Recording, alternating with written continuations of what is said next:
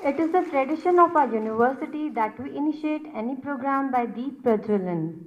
दीप हूँ जलता रहूंगा, मैं प्रलय की आंधियों से अंत तक लड़ता रहूंगा। ॐ अग्नेनय सुपथाराय अस्मान् विश्वानि देववयुनानि विद्वान् युयोध्यस्मज्जुहुराणमेनो भूयिष्ठान्तेन मौक्तिं विधेम। ॐ गुरुर्ब्रह्मा गुरुर्विष्णु गुरुरेव महेश्वरः गुरु साक्षात् परब्रह्मा तस्मै श्री गुरवे नमः। मातृवत् लालयित्री च पितृवत् मार्गदर्शिका नमोऽस्तु गुरुसत्तायै श्रद्धा प्रज्ञायुता चया श्रद्धा प्रज्ञायुता चया। Lamp symbolizes light. Likewise, we should also light a lamp of knowledge and wisdom in us so that we can remove the darkness of ignorance. हम सभी अपने अतिथियों का सम्मान कर रहे हैं। परम श्रद्धे के कर कमलों से सबका तिलक किया जा रहा है और इस मृत्युंजय सभागार में उपस्थित हर एक सदस्य अपने आप को उत्साहित आनंदित अनुभव कर रहा है कि इस विश्वविद्यालय में एक बार पुनः से हम सभी अपनी भारतीय पुरातन परंपराओं को जागृत करने के सशक्त प्रयास में एक नए कदम की ओर चले हैं।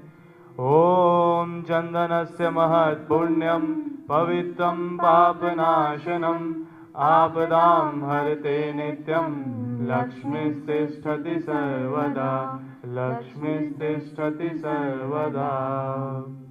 Pandit Sri Ram Sharma Acharya ji was convinced that modern man could not be persuaded to accept the values of life patronized by spirituality until and unless these were proved to be scientifically viable for the welfare of man and the society. This was indeed a Herculean task given the trends of intellectual and scientific evolution since the past millennium and almost simultaneous deterioration of religion and culture which had resulted in a near total neglect of spirituality in the human life and the emergence of blind faith, misconceptions and prejudices.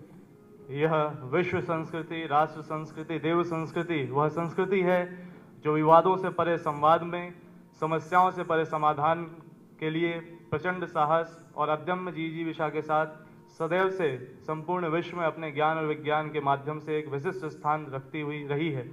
सा प्रथमा संस्कृति विश्ववारा, ये इस देव संस्कृति विश्वविद्यालय का अपना ध्येय वाक्य भी है और ये हमारी बहुमूल भावना भी है कि हम सब मिल करके वही अपनी प्राचीन संस्कृति को पुनर्जीवित करने के प्रयास में लगे हैं।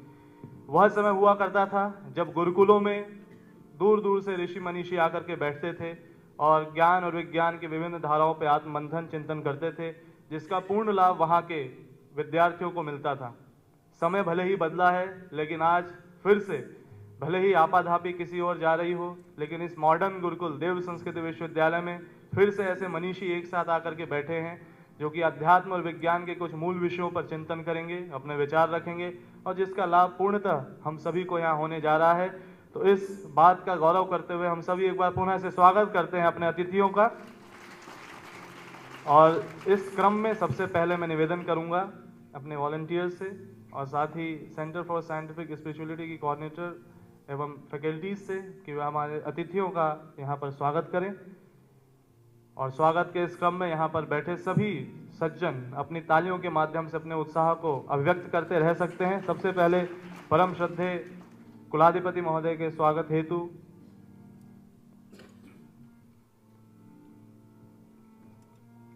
एक बार जोरदार तालियों से स्वागत करें हमारे परम श्रद्धेय और साथ ही आज के हमारे मुख्य अतिथि पद्मश्री डॉक्टर विजय सर का जोरदार तालियों से स्वागत, अभिनंदन। साथ ही आज के इस कार्यक्रम में हमारे साथ ऐसे ही विशिष्ट गणमान्य अतिथि जो सभी यहाँ पर उपस्थित हैं, उनका हम बारी बारी से स्वागत कर रहे हैं जोरदार तालियों से हम सभी। मैं आपको बता देना चाहूँगा कि इस समय इस मंच पर उपस्थित हमारे सभी विद्वज्जन हमारे देश और विदेश में अपने ज्ञान और विज्ञान के माध्यम से जाने जाते हैं और हम सभी की तालियों में भी वह स्वर गुंजित होना चाहिए। जिसके माध्यम से हम उन्हें व्यक्त कर सके कि उन्हें अपने मध्य पा करके हम अत्यंत हर्षित हैं, आह्लादित हैं, प्रसन्न हैं।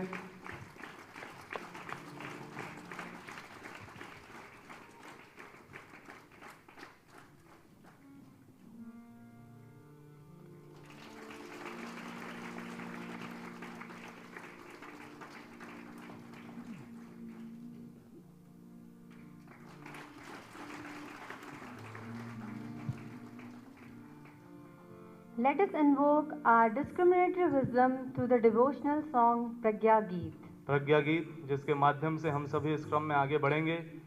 ईश्वर से ही प्रार्थना और यह कामना कि संशय रहित मन हमारा हो, ताकि यहाँ पर जो ज्ञान हमें दिया जाए उस ज्ञान के साथ हम जुड़ सकें। और जैसा युग ऋषि की संकल्पना रही कि हम वो सदैव से ज्ञान और विज्ञान की इन दो धाराओं को एक साथ जोड़ करके देखते थे, तो आइए प्रस्तुत है ये प्रज्ञा गीत। सही रूप उभरेगा उस दिन मानव के उत्थान का, जिस दिन होगा मिलन विश्व में धर्म और विज्ञान का। हम अगर विज्ञान से कल्याण के स्वर चाहते हैं और मानव धर्म की गरिमा बढ़ाना चाहते हैं, तो हमें इनको परस्पर पास लाना ही पड़ेगा। धर्म को विज्ञान का पूरक बनाना ही पड़ेगा। धर्म को विज्ञान का पूरक बनाना ही पड़ेगा।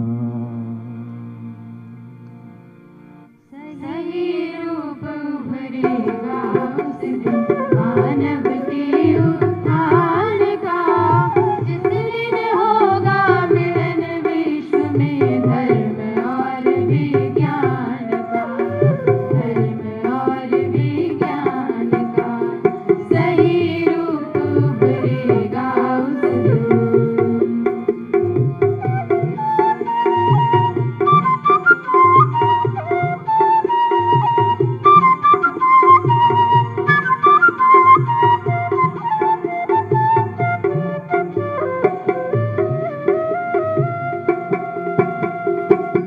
परंपराओं की तुलना में तब विवेक ही वंदित होगा। परंपराओं की तुलना में तब विवेक ही वंदित होगा।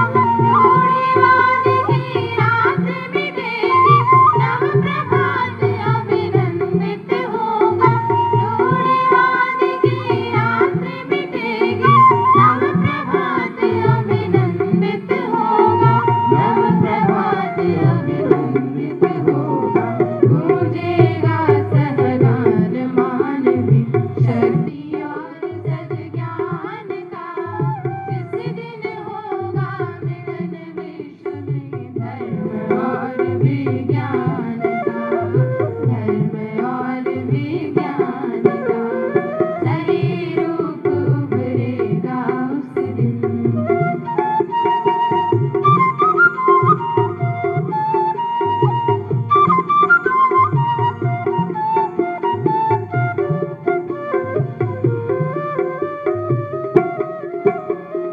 दिशाहीन उन्मत्त न होगी, भौतिकता की सिद्ध अधूरी। दिशाहीन उन्मत्त न होगी, भौतिकता की सिद्ध अधूरी। तय कर लेगा विकसित जीवन आध्यात्मिक मंजिल की दूरी। तय कर लेगा विकसित जीवन आध्यात्मिक मंजिल की दूरी। आध्यात्मिक मंजिल की दूरी। होगा सदुपयोग मंगलमय हर विभूति अनुदान का, जिस दिन होगा मिलन विश्व में धर्म और विज्ञान का, धर्म और विज्ञान का। कुछ ऐसी संकल्पना थी उस कुल पिता की जिनके विचारों से सृजित हुआ है यह विश्वविद्यालय। और सच में उन्होंने बताया कि आने वाले समय का जो धर्म है वह वैज्ञानिक आध्यात्मवाद है जो कि किसी भी सीमा में सीमित नहीं होकर के वैश्विक है। तो इस भाव को इस प्रज्ञा गीत के माध्यम से आप सबके सामने प्रस्तुत किया गया। आइए इस कार्यक्रम की श्रृंखला में आगे बढ़ते हैं। Proceeding further, I would like to request our Vice Chancellor Sir, Mr. Sharad Pardik ji, to kindly welcome our guest. I would like to invite Sir on dais. हम लोग निवेदन करेंगे अपने वाइस चांसलर सर से welcome address के लिए। यहाँ पर जो भी मनीषी उपस्थित हैं वो अपने आप में जाने माने विश्वविख्यात हैं और उनके स्वागत के लिए एक ऐसी ही हस्ती को हमें आमंत्रित कर रहे हैं। एक बार जोरदार तालियों से स्वागत करें। कमर सीधी करके बैठे और गायत्री मंत्र एक साथ एक स्वर में कहने का कष्ट करेंगे। ओम भूर्भुवः स्वाहा तत्सवितुर्वरेण्यं भर्गो देवस्य धीमहि धियो यो नः प्रचोदयात्। ओम गुरुर्ब्रह्मा गुरुर्विष्णु गुरुर्देव महेश्वरः गुरुः साक्षात् परब्रह्म तस्मै श्री गुरवे नमः। तस्मै श्री गुरवे नमः। परम पूज्य गुरुदेव और परमवंदनीय माता जी के सूक्ष्म उपस्थिति में आज के इस सेमिनार के लिए पधारे हुए हमारे विशिष्ट अतिथि, हमारे अतिथि डिग्नेटरीज, स्टूडेंट्स, सबका मैं यहाँ से स्वागत करता हूँ। मेरा सौभाग्य है कि इस अच्छे आयोजन में बहुत अच्छी डिग्नेटरीज आई हैं। मैं सबसे पहले स्वागत करना चाहूँगा हमारे ही doctor Pranav Pandya. He is head of the all world Gayatri Parivar and he is chancellor of this Dev Sanskriti Vishwavidyalaya. He is MD by profession, he is cardiologist और इन्होंने काफ़ी दिन अपनी सर्विसेज कई डिपार्टमेंट्स में देने के बाद he had a very lucrative offer from United States and he was about to leave India for States. परंतु गुरुदेव के संपर्क में आने के बाद में इन्हें ऐसे लगा कि नहीं, गुरुदेव के यहाँ पे अपनी आवश्यकता है और गुरुदेव के आह्वान पर उन्होंने अपनी पूरी योजनाएं, जो बाहर जाने की योजनाएं थी, उनको निरस्त कर दिया और वो पूरी तरह से गायत्री परिवार में, गायत्री मिशन में शामिल हो गए। उसके बाद उन्होंने एक से एक बढ़कर जिम्मेदारियां ली। हमारा जो ब्रह्मवर्ष शोध संस्थान है, कभी आपको समय मिलेगा तो मैं आप लोगों से आह्वान करूंगा कि ब्रह्मवर्ष शोध संस्थान को भी देखिए, जहां से इस यूनिवर्सिटी की नींव डाली गई थी। And research in science and spirituality के प्रोग्राम के तहत जो भी रिसर्चेस वहाँ पे हुए हैं, आप ज़रूर एक बार समय निकाल के उसको देखेंगे। डॉक्टर साहब इस यूनिवर्सिटी के वाइस चांसलर होने की वजह से इन्होंने जितना इंस्पिरेशन यहाँ पे दिया है, जो जो योजनाएं हम लोग चलाते हैं, उन्हीं की बदौलत है कि हम इतना आगे बढ़ पा रहे हैं। यद्यपि बहुत ज़्यादा हमारी यूनिवर्सिटी की उम्र ज़्यादा हुई नहीं है, फिर भी जो भी अचीवमेंट्स, जो भी हम लोगों ने प्रगति कर पाए हैं, उन्हीं के इंस्पिरेशन से, उन्हीं के पीठ पे हाथ रखने से हुआ है। मैं डॉक्टर साहब आपका स्वागत करता हूँ। हमारे इस कार्यक्रम के प्रमुख अतिथि है डॉक्टर विजय भटकर जी। वैसे डॉक्टर विजय भटकर जी को न जानने वाले लोग अब भारत में शायद ही कोई होंगे, लेकिन इनका जो डिटेल इंट्रोडक्शन है, डिटेल में तो जा नहीं पाऊंगा क्योंकि बहुत ज़्यादा है ये। मैं केवल उसके अंदर कुछ की पॉइंट्स आप लोगों के सामने रखना चाहता हूँ कि कितनी बड़ी हस्ती है और कितना इनकी कितनी बड़ी विशेषता है। Doctor Vijay Bhatkar is one of the internationally acknowledge scientist and information technology leaders of India. He is best known as architect of Param supercomputers and bringing information technology to the masses through a wide range of path-breaking initiatives such as GIST, multilingual technology, MKCL's MS and CIT computer literacy program, education to home, एक बड़ी योजना इनकी ये चल रही है। He is truly an instrumental builder and created with the creation of the several national institutions such as CDAC, CR&CD, Technopark, IIT MK, I2IT, EETH Research Lab, and multi-university. Mitro, he has authored more than 11 books in the subject and produced about 80 research and technical papers in the field of supercomputing, artificial intelligence, distributed computer control, optional control, and educational technology, as well as in the science and philosophy. He is a very good philosopher so far as approach to the science is concerned. जब वो आपसे बात करेंगे आपको पता चलेगा उसका. He was conferred with Sant Jnaneshwar World Peace Award in 2010 by World Peace Center, Pune, and for promoting synthesis of science and spirituality for the services of humanity. He was awarded Padma Shri Award in 2000, one of the highest civilian recognition by Government of India. Maharashtra Bhushan Award in 1999-2000, it is the highest recognition by Government of Maharashtra. He has achieved Priyadarshini Award in 2000, award from Federation of Indian Chamber of Commerce and Industries FICCI Award for Excellence in Engineering and Technology in 1999, Lokmanya Tilak Award, and several other awards he has received. He has served as a member of the Scientific Advisory Committee to the Cabinet of Government of India. A very big post he has represented, and his knowledge was utilized for the purpose of development of the computer science in India.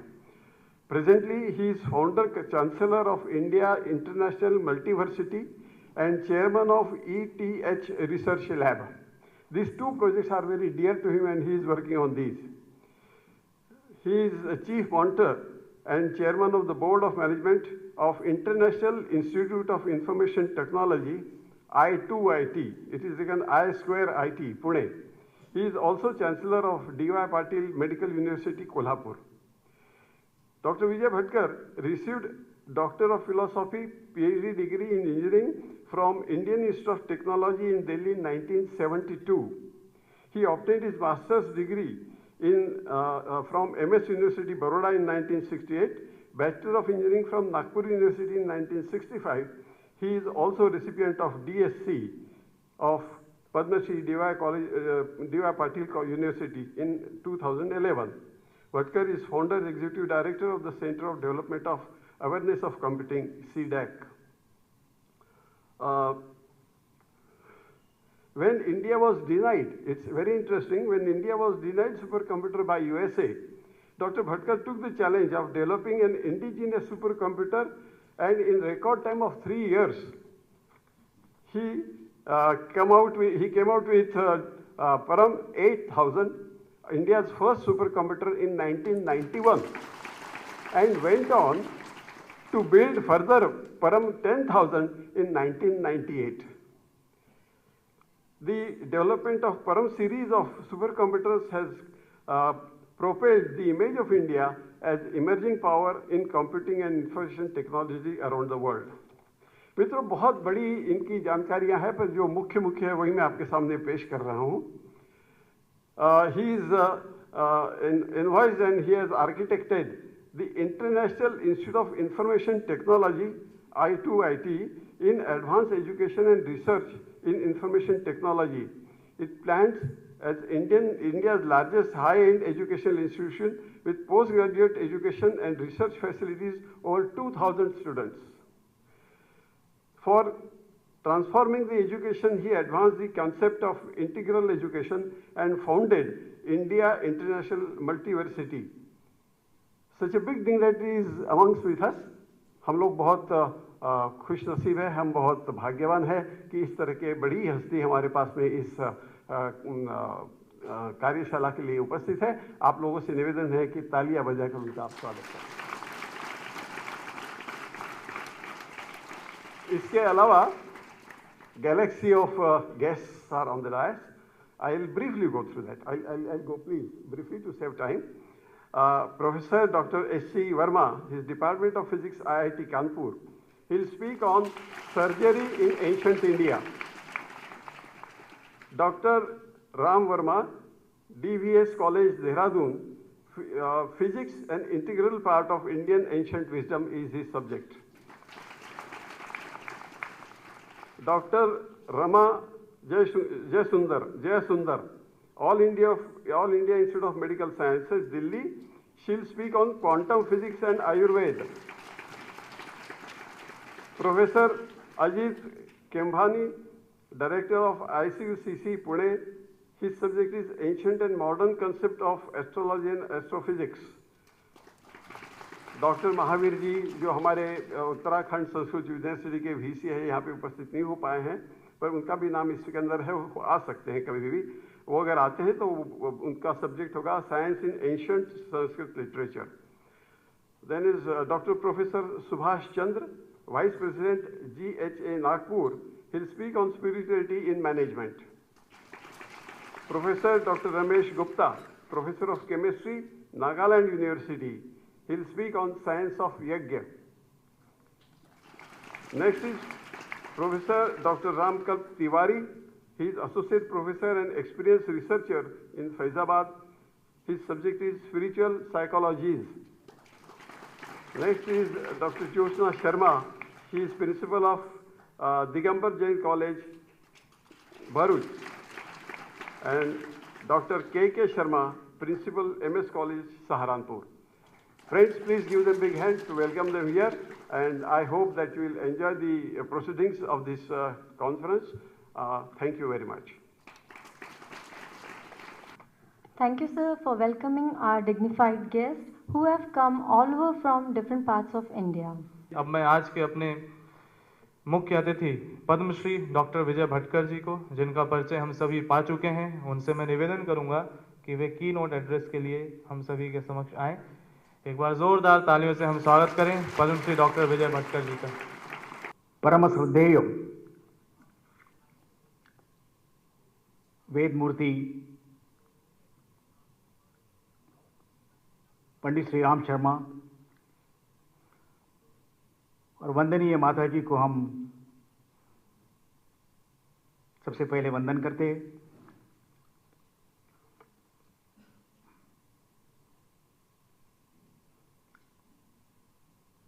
मैं मानता हूं कि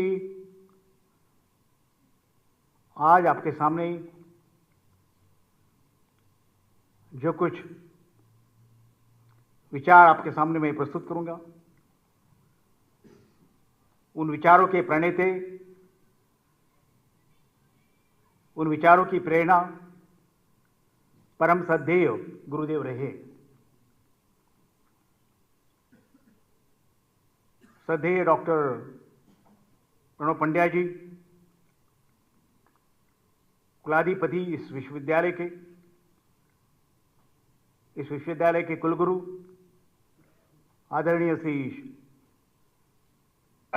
शरद जी, जिन्होंने बड़े स्नेह से मुझे यहाँ बुलाया, सभी निमंत्रित विद्वज्जन जो आज आपके सामने उनके विचार इस संबंध में रखेंगे, सभी आचार्यों, सभी विद्यार्थिनी और विद्यार्थीगण। इस संगोष्ठी का जो मुख्य विषय है, एंशिएंट एंड स्पिरिचुअल साइंसेस, प्राचीन एवं आध्यात्मिक विज्ञान। जब ये विद्यार्थीगण जो पेश कर रहे थे, प्रस्तुत कर रहे थे कि इस विश्वविद्यालय का जो गीत है, धर्म और विज्ञान के संगम से ही हम एक नया समाज का खोज, नई समाज की निर्मिति कर सकते हैं। मुझे याद है कि आचार्य जी ने कहा था कि मनुष्य जीवन बहुत दुर्लभ है। ये मानना है कि कई योनि से हम जाते हैं, 84 लाख योनि। अभी अभी जो रिसर्च हुआ है, people have tried to map, create atlas of the species on the earth, और पूरा मैप तैयार हो रहा है, और माना जाता है कि अभी के सर्वे के अनुसार करीब देर आर 10 मिलियन स्पीसीज। उनकी जो क्लासिफिकेशन हो रहा है, क्लासिफिकेशन है कि करीब है, ±20%। तो कई योनि से हम गुजर जाते हैं, एक तो एक, और मनुष्य जन्म जन्म हमें प्राप्त हो जाता है।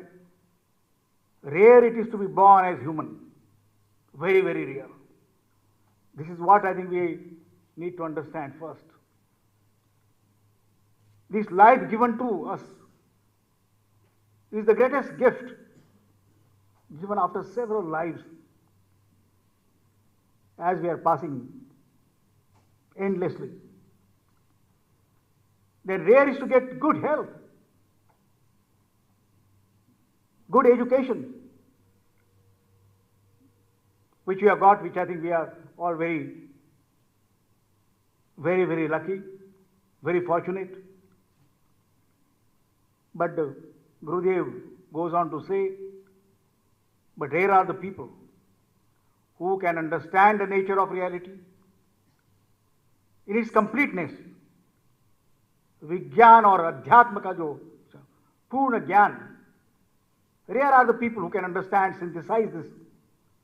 And once you understand the nature of reality through the synthesis, then the angels will welcome you. Your life will be fulfilled. I think this conference, this seminar, ये संगोष्ठी है, वो यही करने जा रहा है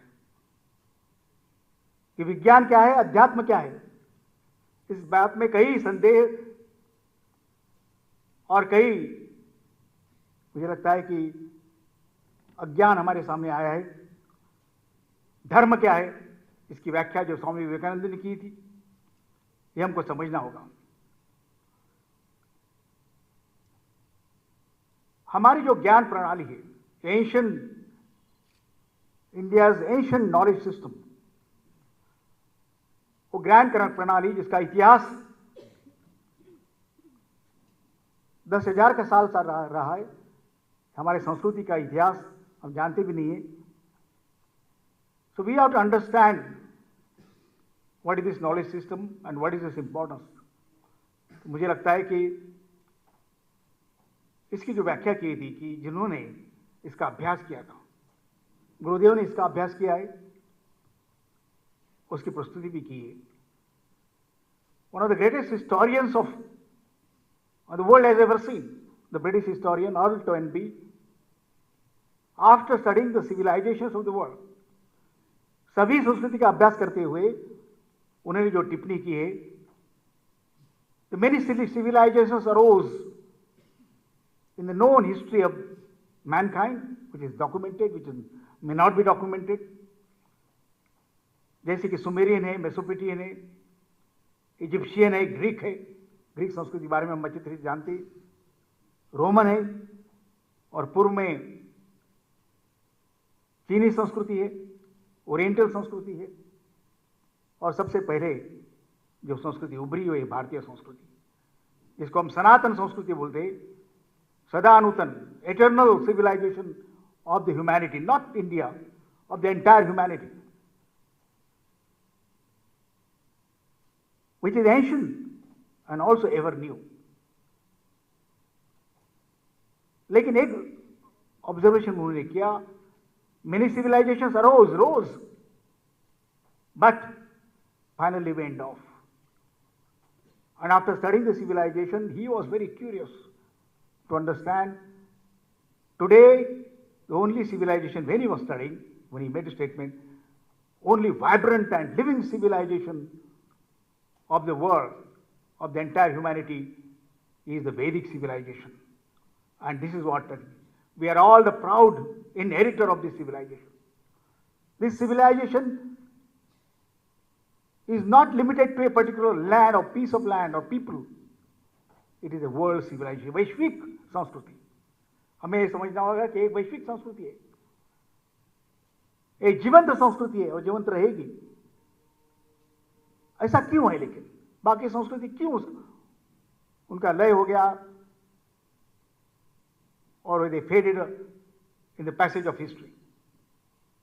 उसका एक मुख्य कारण है, ये मुझे मानता हूं कि ये दुनिया की ज्ञानाधिष्ठित संस्कृति है। सबसे पहली, we call knowledge based civilisation, knowledge based economy, knowledge based nation, but I think the Indian civilization is the India world's first knowledge-based civilization. Not any knowledge. Not any knowledge.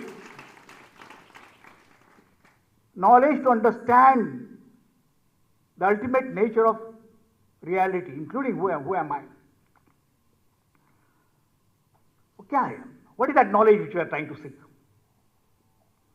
We are all students of, just like I'm student of computer science, maybe before that engineering, electrical engineering, electronics engineering, and many of you are studying different branches of sciences, humanities, arts. But Joe, the Indian knowledge system which we are talking about, we must understand the architecture. One of my idea today was to present that architecture of the Indian knowledge system. भारतीय ज्ञान प्रणाली की जो architecture क्या है वो हमें समझना होगा. और आप यहाँ पढ़ते हैं, आप अत्यंत भाग्यवान है. मैं समझता हूँ कि वह विद्यार्थिनी और विद्यार्थी जो पढ़ रहे, ये क्या है, ये ज्ञान प्रणाली कौन सी है और उसका अधिष्ठान गुरुदेव ने हमें हमारे सामने रखा है, वो हमें पहले समझनी होगी.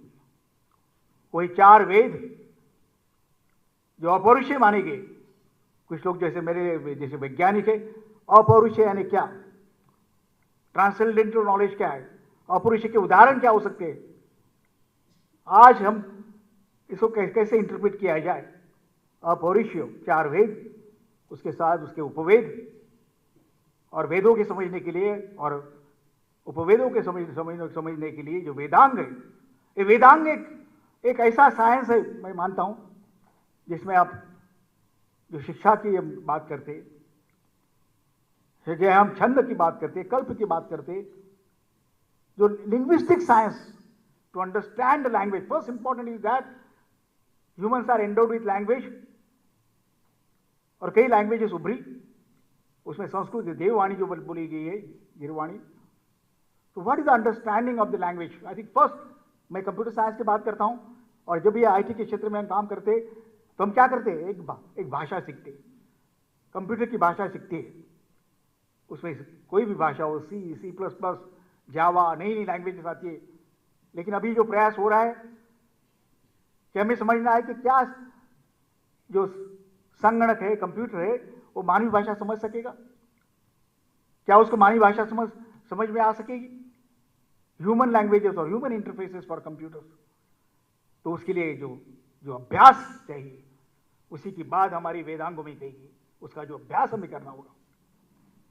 एक प्रयत्न ये भी हो रहा है, क्या संस्कृत, हमने इस इराक में जो सुपर कंप्यूटर पे काम हो रहा था, तो एक विषय चल रहा था, जापानीज लोग काम कर रहे थे, क्या कंप्यूटर जापानीज भाषा समझ सकेगा, क्योंकि जापानीज लोग अंग्रेजी नहीं समझ पाते, ज़्यादा अंग्रेजी नहीं समझ पाते, बोल नहीं पाते, लेकिन उनका व्यवहार जो है सब दुनिया के सामने उनका विश्व में व्यवहार चलता है. वो चाहते थे कि जब कोई अंग्रेजी बोलेगा तो हमें जापानीज भाषा में समझ में आना चाहिए, उसका ट्रांसलेशन होना चाहिए, और जब हम जापानीज बोलेंगे तो अंग्रेजी भाषा उसमें आनी चाहिए, उसका ट्रांसलेशन होना चाहिए. तो ऐसा आज एक बड़ा प्रयत्न हुआ था. तो भाषा ये है कि भाषा समझना बहुत ही इम्पोर्टेंट. ये हमारे ऋषियों ने इस सबसे ज़्यादा माना कि मानवीय भाषा का रूप क्या है, एंड भाषा क्या है, उसका मूलभूत विषय जो लिंग्विस्टिक साइंस है, जो हम व्याकरण बोलते हैं, जिसमें निरुक्त है, सेमांटिक स्ट्रक्चर है, हमको पूरा एटिमोलॉजी है, तो हम वेदांगों में वो पाते हैं. मैं बोलता हूँ कि जो साइंस की भाषा हम करते हैं, साइंस की, तो first important issue is to understand language.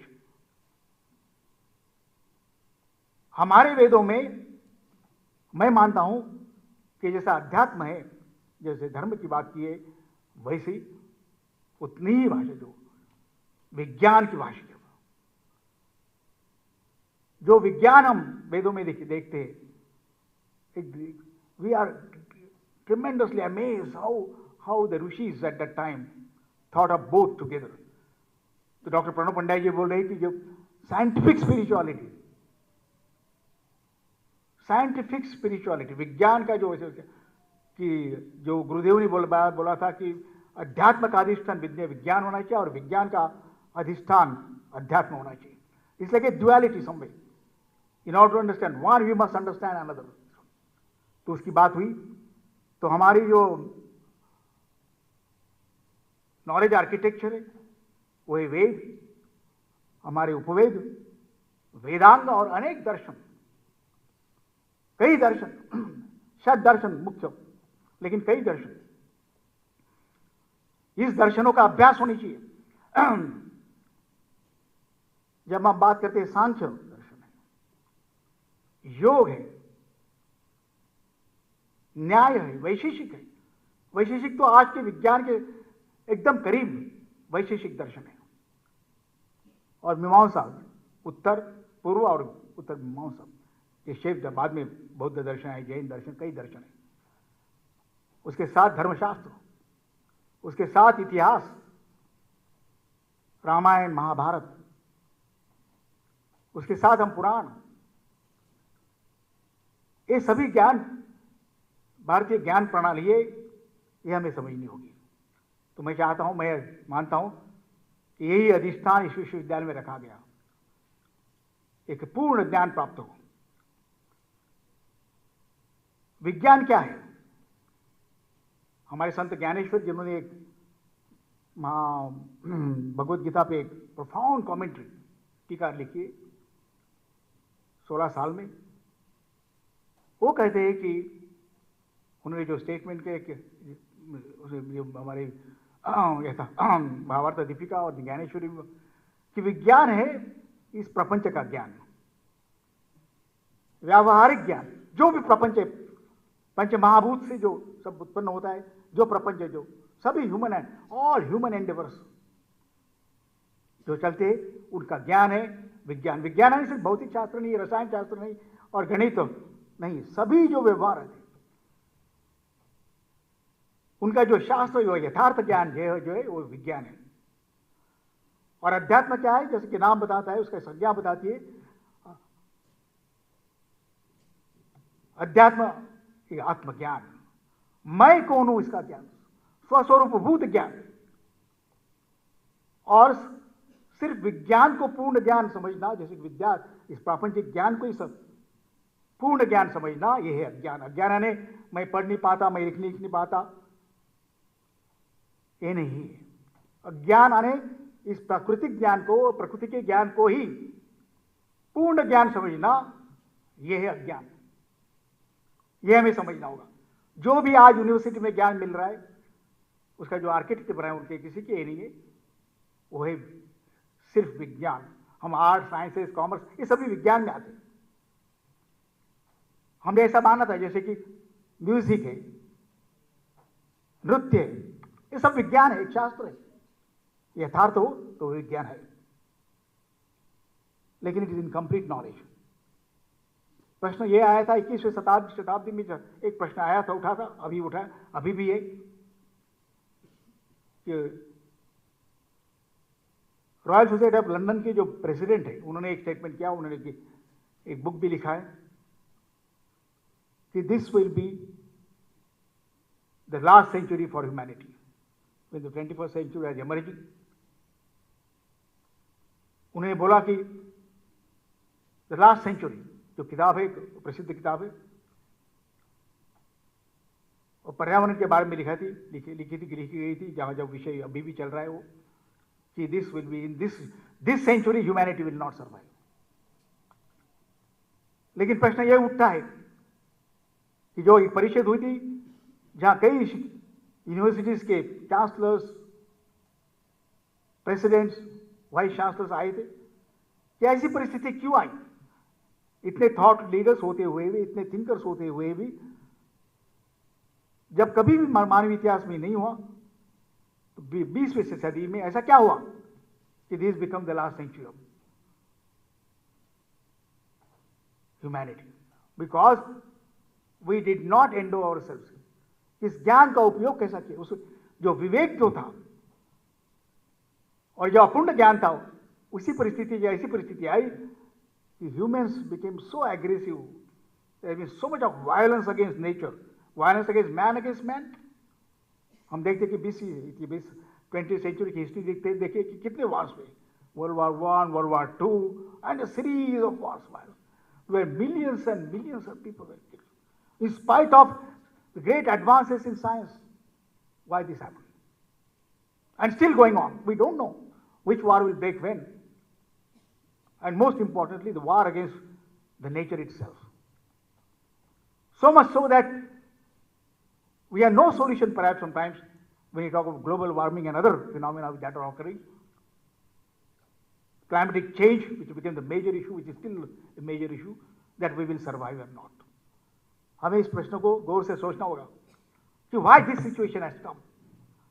The fundamental reason is for that is that we have not understood the knowledge. Our knowledge is half.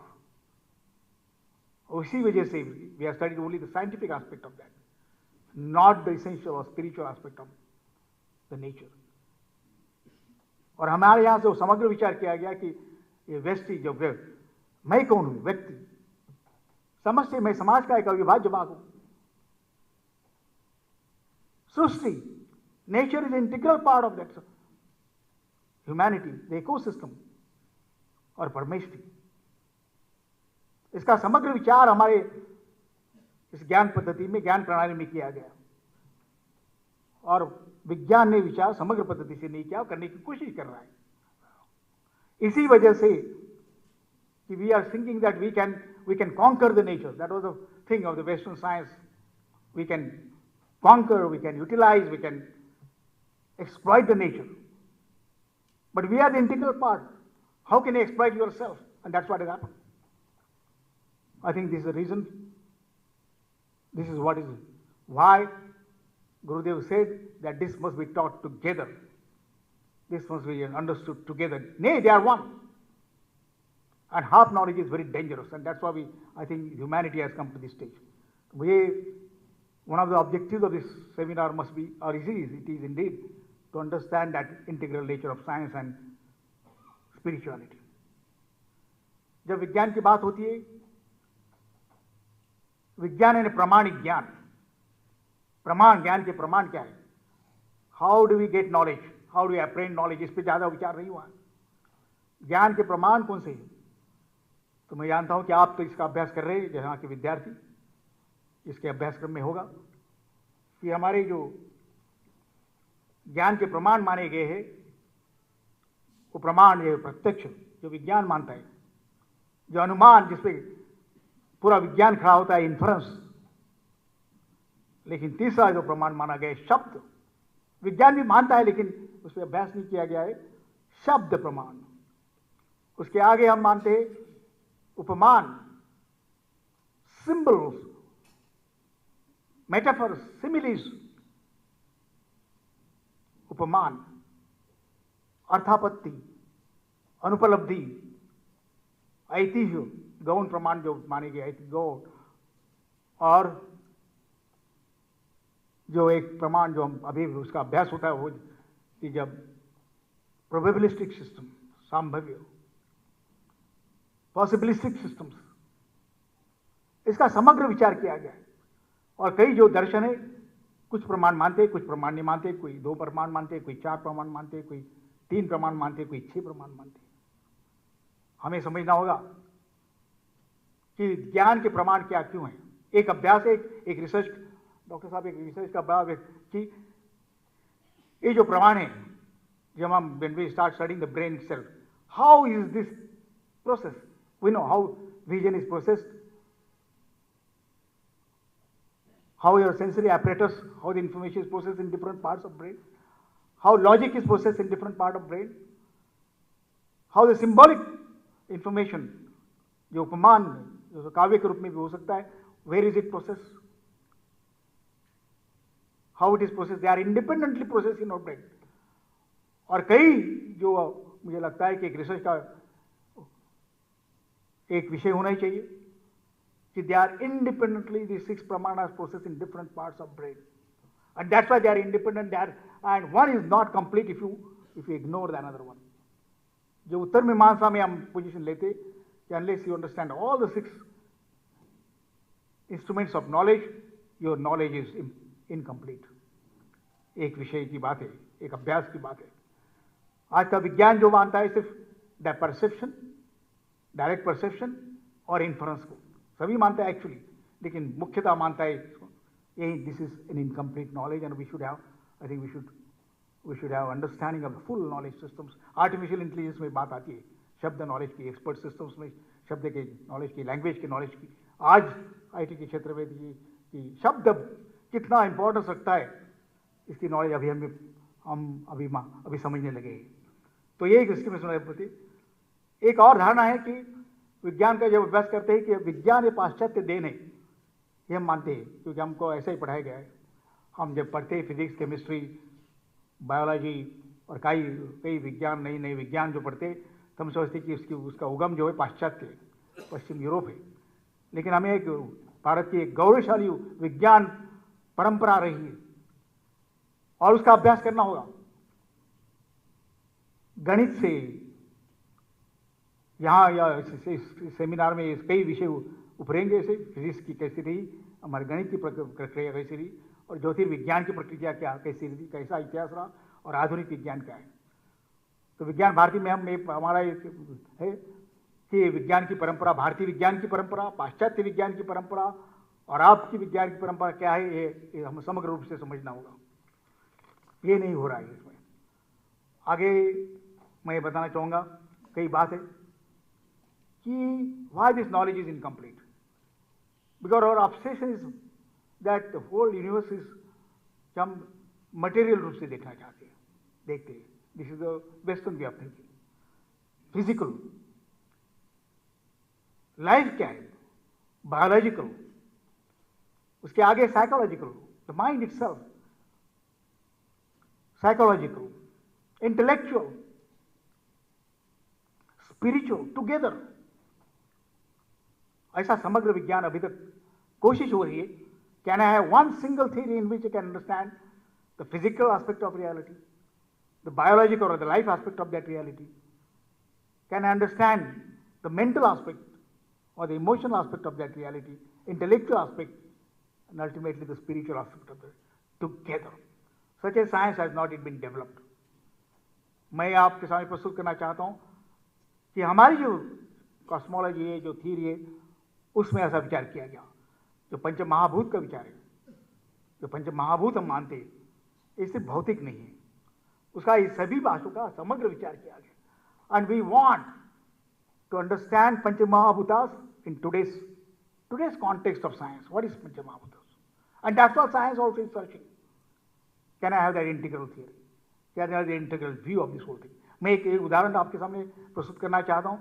तो उदाहरण वो है कि हम मानते हैं कि हम जो है मानवीय शरीर जो है, मानवीय जो है एग्जिस्टेंस है, वो पंचकोश का माना गया हमारे इसमें। पंचकोश की is a very unique perception, unique not unique but is very profound perception. हम मानते हैं कि अन्नमय शरीर है, प्राणमय शरीर है, मनोमय शरीर है, विज्ञानमय है, आनंदमय शरीर है। क्या ऐसा हो सकता है? कोई शब्द दिखते तो नहीं है कोई ऐसे। लेकिन मैं मान लो जब मैं कंप्यूटर, कभी भी मैं जब ऐसे प्रश्न उठते तो मैं मशीन जाता हूँ, एक इंजीनियर होने के कारण, एक वैज्ञानिक होने के कारण, that do the computers have the same architecture? Computers also have the same architecture. Computers exist जैसा आप दिखता है कंप्यूटर्स, वो नहीं है। सिर्फ उसका हार्डवेयर जो हमारे जो दिखता है उससे हम जो इंटरेक्ट करते हैं वही नहीं है। कंप्यूटर्स है hardware, as you know, it has operating system, it has languages, it has middleware, it has application layer, it has human interfaces, it's a layered computer is all. जो कोश है, जो मानवीय शरीर में हम मानते हैं कि हमारे ज्ञान प्रणाली में, वैसे कंप्यूटर में हर एक मशीन में भी है स्थूल, सूक्ष्म और कारण शरीर जो माना गया। तो मुझे लगता है कि यह अभ्यास बहुत इंपॉर्टेंट। ऐसा नहीं है कि सिर्फ मानवीय शरीर में ऐसा है कि हमारे धर्म ग्रंथों में ऐसे लिखा है कि हमारे शास्त्रों में ये लिखा है। This is true today and we are trying to understand that. जब हमें प्रोग्रामिंग एक थोड़ी सी एक आज्ञावली जो सॉफ्टवेयर में कमांड बदलते हैं तो क्या होता है, how that gets translated in different questions. वहाँ से सुनकर भी command, then operating systems, languages, उसके एप्लीकेशंस, उसमें जाके उसका जो मशीन लैंग्वेजेस, वो चिप में क्या होता है, and how the electrons dance around and play that kind. ये पूरा हमें समझना होगा। हमारे ऋषि ने, हमारे शास्त्रों में यही माना गया कि मुझे लगता है कि ये टाइम आ गया है, ये पंचकोश क्या है हमें समझना है। हमारी पूरी पद्धति जो है आयुर्वेद में जो हम त्रिदोष थ्योरी जो मान रहे हैं वो भी समझना होगा। जो क्या है, जो सिस्टम्स बायोलॉजी की बात हम करते हैं, तो कई पैरेलल्स ऐसी है कि आज के संदर्भ में हमें विज्ञान भी समझना है और हमारे शास्त्रों का भी अभ्यास समग्र रूप से करना है। और वैसे आचार्य चाहिए कि जो हमें पढ़ा सके, ऐसे लेबोरेटरी चाहिए, ऐसे एक्सपेरिमेंट्स हमारे सामने आके। एक प्रश्न उठता है कि एक हमारी संस्कृति का और हमारे अविभाज्य भाग है कि कर्म का सिद्धांत,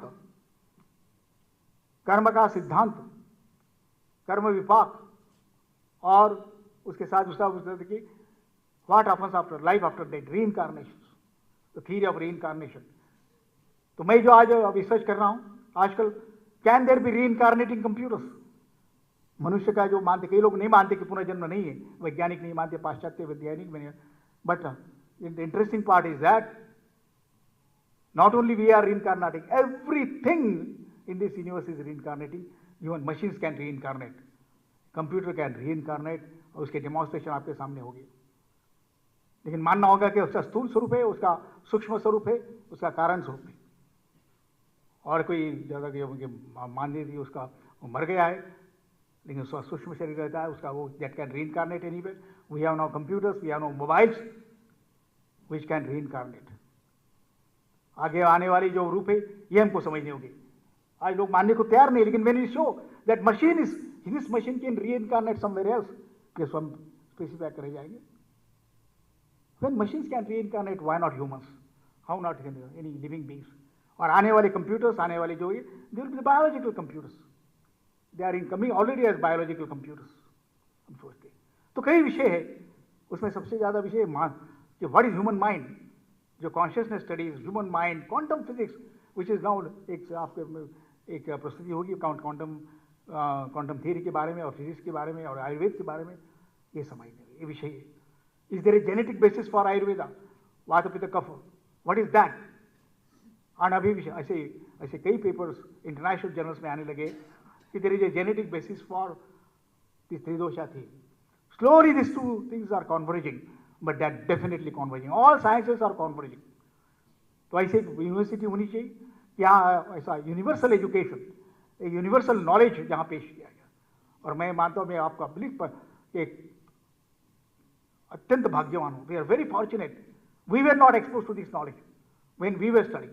today in this university with the vision of Gurudev, with the, I think the vision of Dr. Pranav Pandya and all the teachers here, we are trying to create a, I would say, platform, and it's 10 years old now, and there are many things to happen.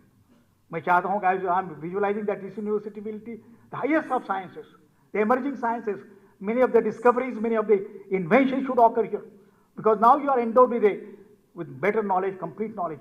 One side the Shastras, not only Shastras, but the practices, mantras, the yajnas, yoga, which was the amazing science of yoga. Another side, all the understanding of the modern sciences, the physics hoga, quantum physics hoga, the science of consciousness, kei branches में nano sciences, the convergence of nano, bio, info and cognosciences together, which is the new frontier of research. Then India will create really the complete knowledge system in the vision of Gurudev. धर्म क्या है ये भी समझेगा, और विज्ञान क्या है, प्राकृतिक ज्ञान क्या है और आत्मज्ञान क्या है. Then alone humans will be able to survive, not only survive the ascent. और उसका ये सपना प्रगति की जो महामानव होगा, जो महामानव कौन सा होगा, जिसको one who is endowed with this both the knowledge systems, not only just knowledge but is practice, and practice in the society. मैं मानता हूं कि सेवा जो है, that is अध्यात्म in action, spirituality in action is seva. This is attitude. It has to relate to the humanity as a whole and all beings, not only humans alone. So this is the architecture of this Indian knowledge system. मैं मानता हूँ ये ऐसा ही है इस बारे में. और ये उसकी जो शिक्षा प्रणाली है, जो नई शिक्षा प्रणाली में स्कूल में, हमारे महाविद्यालयों में, हमारे यूनिवर्सिटीज में, टू क्रिएट यूनिवर्सिटी यानी to create universal human beings. Man being has universal knowledge, not limited to anything. So मैं मानता हूँ कि देव संस्कृति, जो दिव्य संस्कृति हमें लानी है, उस संस्कृति का फाउंडेशन दिस यूनिवर्सल सिस्टम. और गुरुदेव का यही सपना था. कोई बिलीव नहीं कर सकता कि उन्होंने हर एक विषय पे, कौन सा ऐसा एक भी विषय नहीं है, उसके पाश्चात्य उदाहरण देते हुए उसकी पास्ट हिस्ट्री देते हुए, इसके केस स्टडी देते हुए हर एक विषय को उन्होंने प्रस्तुत किया है। गुरुदेव himself was a university, Gurudev himself is one. उनका एक सपना था यूनिवर्सिटी। मैं चाहता हूँ मैं पता आने वाले घरों में एक great university of the world, जिसकी तक्षशिला आपने बोले कि Nalanda, great university of the world. और भारत कब एक विश्वगुरु कब बनेगा, जो बात हम पंतप्रधान जी करते, सभी कर रहे, स्वामी विवेकानंद भी उसका सपना देखा था कि भारत विश्वगुरु कब बनेगा। जब मुझे लगता कि जब हम बात करते कि तक्षशिला नालंदा में जब सब विद्यार्थी थे वो बाहर देश से यहाँ आते थे, जो ज्ञान पिपासु थे तो भारत में आते थे। इस विद्यापीठ में कई वैसे विद्यापीठ थे, बने थे, गुरुकुल संस्थाएं थी। जिस दिन शिकागो के लोग, बॉस्टन के लोग, लंदन के लोग, कैम्ब्रिज के लोग, ऑक्सफोर्ड के लोग, जापान के लोग, विद्यार्थी जब यहाँ है इस विश्वविद्यालय में, जिस विश्वविद्यालय में पढ़ने आएंगे और ऐसे विश्वविद्यालय भारत में होंगे, उस दिन भारत विश्वगुरु होगा, ऐसा मैं मानता हूँ, उसके फाउंडेशन। तो बहुत कुछ कहना था, लेकिन अब मैं अपने आप को परम भाग्यवान समझता हूँ कि आज आपने मुझे बुलाया और जो ये वो संगोष्ठी चल रही है, नेशनल संगोष्ठी, इसमें मेरे कुछ विचार रखने का जो मुझे संधि दी, जो मैं परम भाग्यवान हूँ आप परम पंडित जी से, हमारे कुलगुरु साहब, और मैं आपके जो विचार हो गए वो भी मैं सुनूंगा इसमें। लेकिन I am looking for the day Bharat भा यानी ज्ञान, रथ the society which is joyfully engaged in the pursuit of knowledge and complete knowledge and the supreme knowledge. That is Bharat. That is the concept of Bharat Vishwaguru. Thank you very much. Thank you. Thank you, sir, for imparting the experiences and views on scientific spirituality. We are very much thankful to you for your words of wisdom. जिस तरीके से hard computing से आपने हमें soft computing की यात्रा कराई और एक और जीवन का जो ज्ञान हम लोग ने वेद, आर्षग्रंथ और वांग्मय के रूप में पाया था, हमें लगता था शायद वो मानव श्रृंखला तक ही सीमित है, लेकिन आपने उस ज्ञान को हमें मशीनों तक भी ले जाने का जो अभ्यास कराया, इसके लिए आपका हृदय से धन्यवाद और आभार। To take the churning of knowledge to another level, much higher dimension, let's proceed further. मूलतः वैज्ञानिक और वैज्ञानिक आध्यात्मवाद के जनक युग ऋषि के चरणों में बैठ करके जिन्होंने इस विद्या का शिक्षण पाया और साथ ही साथ आज से दशकों पूर्व न केवल देश में बल्कि विदेशों में भी जा जाके inter communion of science and religion, scientific spirituality जैसे विषयों पर उन्होंने नासा, इसरो, DRDO और इसके अलावा ब्रिटिश पार्लियामेंट में lords of common, lords of, इस ऐसे जगहों पर जाकर जिन्होंने इस ज्ञान को सबको दिया और यहाँ विश्वविद्यालय में भी आरंभ से ही जिन्होंने विद्यार्थियों को scientific spirituality, life management, Gita, ध्यान, इन सब विषयों पर न केवल अध्ययन कराया बल्कि शोध के लिए भी प्रेरित किया और जिसके कारण आज विश्व के 20 से 22 देशों के विभिन्न संस्थान, चाहे वो जर्मनी हो, इटली हो, फ्रांस हो, वहाँ के लोग यहाँ से जुड़ करके ऐसी शोधें करने के लिए बहुत ही उन्मुख हैं। ऐसे हैं हमारे कुलाधिपति डॉक्टर प्रणव पांड्या जी। आज के इस अवसर पर मैं हृदय से उन्हें निवेदन करूँगा कि वे यहाँ पर आएँ और इस विषय पर हम सभी को मार्गदर्शन प्रदान करें। श्रद्धेय कुलाधिपति डॉक्टर प्रणव पांड्या जी। आइए गायत्री मंत्र से शुरुआत करें।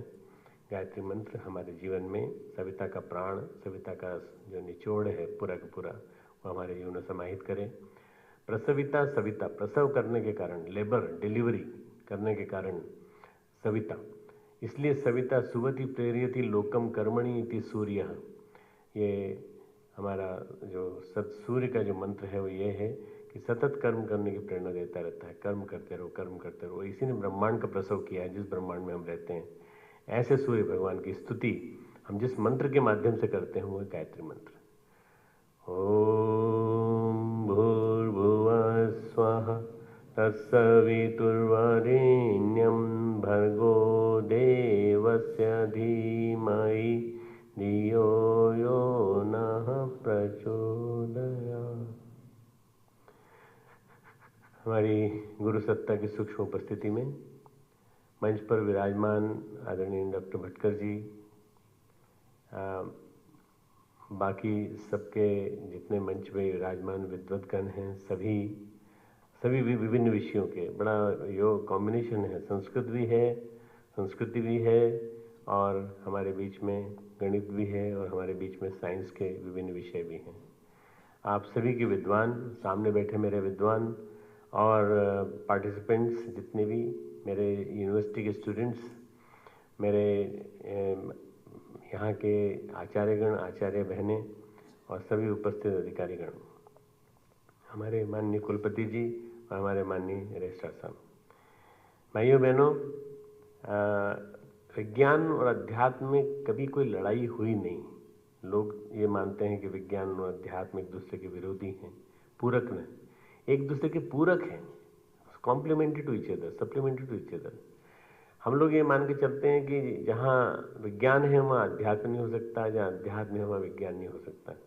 ये एक गलत मान्यता है और इस गलत मान्यता के कारण वैज्ञानिक लोग अपने आप को एक ईगो में रखते हैं कि हम वैज्ञानिक हैं और हम इन फालतू की बातों को नहीं मानते, जिन बातों में किसी तरह की वैज्ञानिकता नहीं है। वैज्ञानिकता का मतलब होता है, विज्ञान को जीवन में उतारने का मतलब ये होता है कि विज्ञान हमारे कण कण में समाहित हो।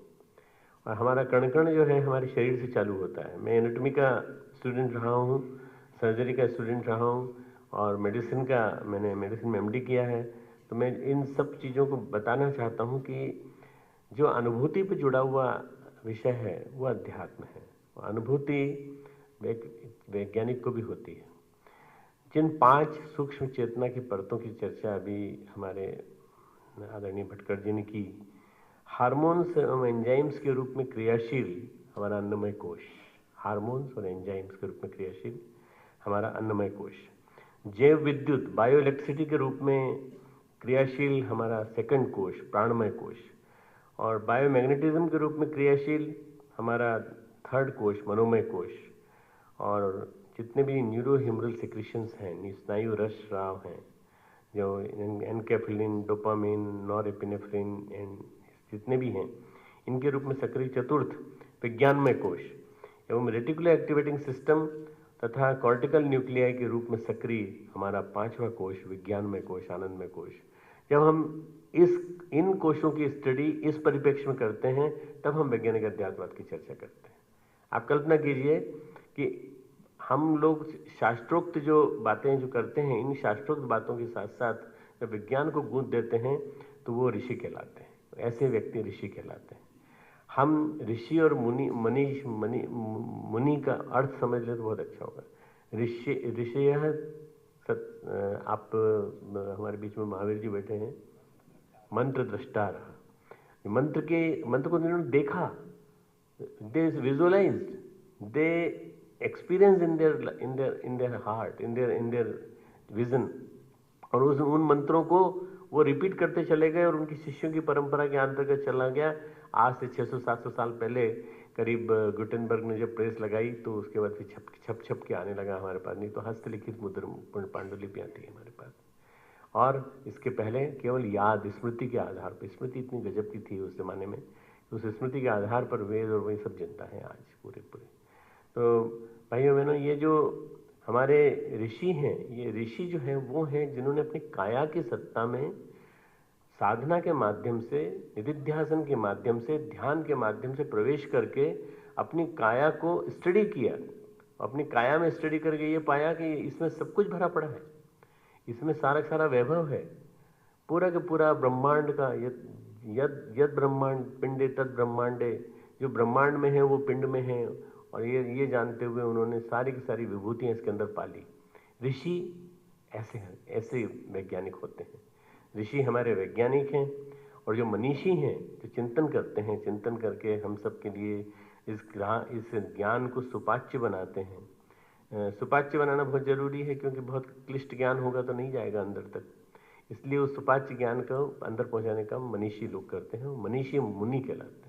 ऋषि मुनि, जब ऋषि मुनि बोलते हैं तो ये सारा का सारा ज्ञान जो है उनके माध्यम से हमारे पास आता है। ये जो आपके सामने सब बैठे हैं, सब ऋषि मुनि बैठे हैं। ये भले ही जटाजूटधारी न हो, तपस्वी जैसे न दिखते हो, पर ये सब ऋषि मुनि हैं, क्योंकि ये ज्ञान को सुपाच्य रूप में पहुंचाते हैं, ज्ञान के दर्शन को अपने अंतर जगत में करते हैं। और इसके अलावा माइक्रोस्कोप आ गए, टेलीस्कोप आ गए, ढेर सारी चीज़ें आ गई, परम कंप्यूटर आ गया और ढेर सारी टेक्नोलॉजीज आ गई। सर्न लेबोरेटरी में हमने इतना सारा रिसर्च कर लिया, सब कुछ कर लिया। हिग्स बोसॉन पार्टिकल जो है उनके बारे में हम लोग रिसर्च कर रहे हैं, सब कुछ कर रहे हैं। इसके बावजूद भी हम अभी कई चीज़ें लैक करते हैं, क्योंकि हम अपने बायोलॉजिकली अपने बारे में समझने की कोशिश करते हैं, हम स्पिरिचुअली समझने की कोशिश नहीं करते। हम यदि अपने आप को, अपनी आत्मसत्ता को ये मान के चलें कि परमात्मा सत्ता का एक अंग है, ममे वांशो जीव लोके जीव भूत सनातन, मेरा ही एक अंश जीव लोक में एक मनुष्य के रूप में, मनुष्य के आत्मा के रूप में बैठा हुआ है। भगवान 15वें अध्याय में कहते हैं गीता में। और गीता में एक और बात आई है 7वें अध्याय में, मई सर्वमिदम प्रोतम सूत्रे मणिगणायु, मैं ही हूँ सब जगह, don't consider anything, even in stone, even in the architect, even in the each and every being, each and every botanical structure, each and every zoological structure, each and every human being, I am there. मैं सर्वमिदम प्रोतम सूत्रे मणिगणायु। जैसे माला में जो धागा होता है वो धागा पिरोया जाता है, उसी तरह से मैं पिरोया गया हूँ, मैं हूँ, अगर मेरे बिना अस्तित्व नहीं है। पराविद्या अपराविद्या, दोनों विद्याओं का जब तक सम्मिश्रण नहीं होगा तब तक अस्तित्व में नहीं आएगा। इसलिए पराविद्या अध्यात्म है तो अपराविद्या विज्ञान है। इन दोनों के अस्तित्व में आने के लिए जरूरी है कि वैज्ञानिक अध्यात्मवाद को समझा जाए। वैज्ञानिक अध्यात्मवाद को इसीलिए समझना जरूरी है कि विज्ञान और वैज्ञानिक अध्यात्मवाद को समझे बिना आप आज के कर्मकांडों को, रिचुअल्स को, आज आपके डॉगमेटिक रिलीजन को, रिचुअलिस्टिक रिलीजन को, इनको आप केवल पाखंड के छोड़ देते हैं। आज की नई पीढ़ी जो है उसको नहीं समझ में आता ये सब चीज़ें।